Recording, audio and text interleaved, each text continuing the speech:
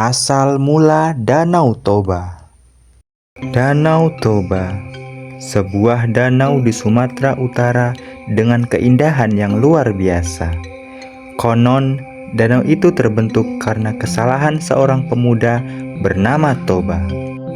Lelaki itu menikahi perempuan bernama Mina yang merupakan jelmaan ikan.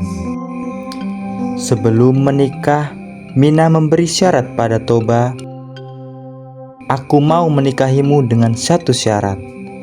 Kamu tidak boleh mengungkit perihal asal-usulku yang merupakan jelmaan ikan."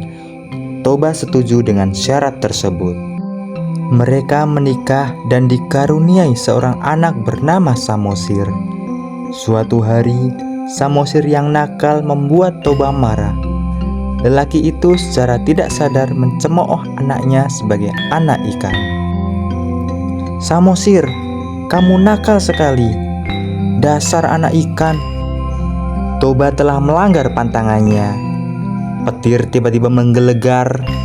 Air bah turun, menenggelamkan Toba dan penduduk desa.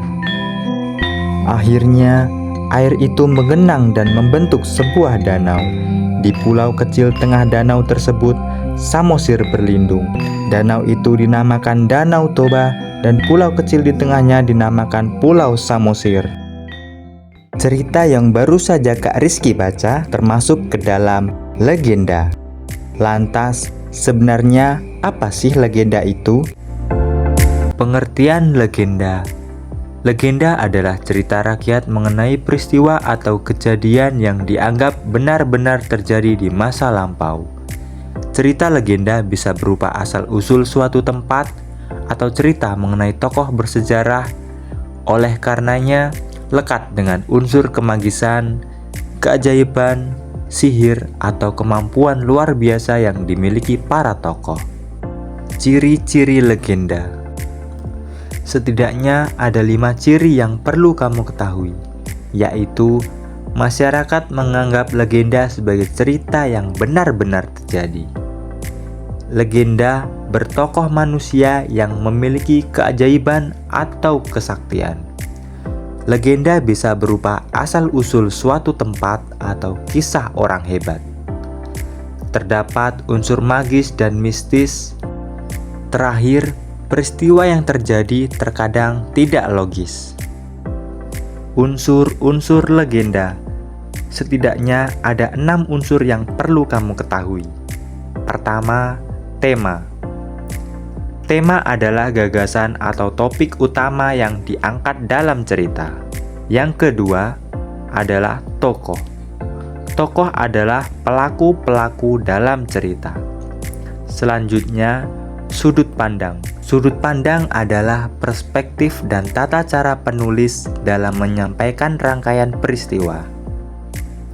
Alur atau plot. Alur adalah rangkaian peristiwa yang memunculkan sebab akibat dalam cerita. Latar. Latar mencakup tempat, waktu, dan suasana. Terakhir, amanat. Amanat adalah nilai-nilai yang ingin disampaikan penulis pada pembaca. Contoh legenda.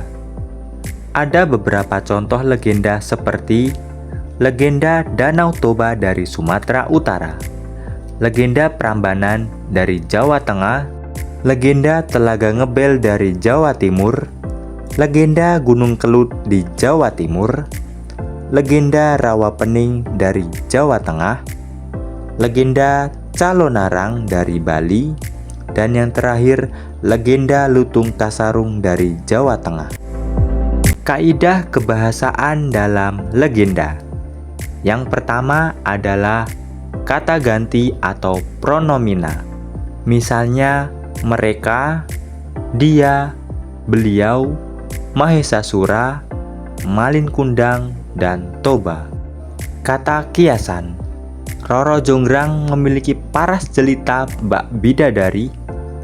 Paras itulah yang akhirnya berhasil memikat Bandung Bondowoso. Kata sambung penanda urutan waktu. Misal, kemudian, lalu, setelah itu, dan selanjutnya. Kalimat langsung. Penggunaan kalimat langsung terletak pada dialog. Contohnya, Malin, aku ibumu. Apakah kau benar-benar melupakan aku? Terakhir, kata cerapan panca indera. Contohnya, bukit-bukit raksasa mengelilingi Danau Toba. Struktur legenda. Ada 3 struktur yang perlu kamu ketahui. Pertama adalah orientasi. Orientasi berisi tokoh, watak, dan latar. Secara umum, watak tokoh meliputi baik dan buruk. Sementara latar meliputi tempat, waktu, dan suasana. Komplikasi. Komplikasi berisi awal mula terjadinya masalah sampai puncak masalah atau klimaks. Di dalam komplikasi, biasanya ditemukan sebab dan akibat adanya peristiwa. Terakhir, resolusi. Resolusi berisi penyelesaian masalah. Di dalam resolusi, biasanya ada pesan yang ingin disampaikan penulis. Itu tadi materi mengenai legenda. Terima kasih, semoga membantu. Bye-bye.